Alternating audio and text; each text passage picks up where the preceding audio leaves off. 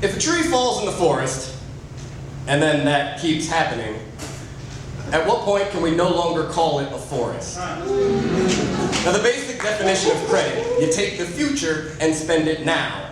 What are we going to do with all these if a tree falls in the forest and no one's left to hear it? What happens to your bank account? Itself an abstraction of a representation of the potential for power. What happens to power when it uses itself to kill itself for the sake of itself? What happens to this Mobius strip of snuff films autoplayed on your timeline, your feed, stream, cloud, or whatever elemental name they give to make you think you need it to live? Because see, when you're a hammer, everything looks like a nail. When you're a nail, everything looks like a coffin. When you're this country, everything is for sale. Cops don't put lead in your child, the tap water will. So if a tree falls in the forest, but you don't see it as your forest, no one makes a sound. What are we going to do if all these spines are a wick and your skin is the wax? I'll give you a kiss, just hope these lips are a match. See, the tree is the explosion.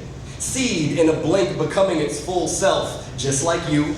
It stands on the shoulders of a planet that feeds with streams and clouds as it reaches towards the light, just like you. Most is below the surface. Undeniably alive, roots been growing, regardless of the names carved in its back, it's still standing. Yo, I've seen trees lock arms, lose entire limbs, and still push a tiny bloom from the scar. Open wide and swallow the sun. I've seen trees grow through chain link, turn would-be barriers to bone, turn air, water, and light into life, just like you. So as the world opens wide to swallow our suns, and then that keeps happening, this is when the forest refuses to keep silent.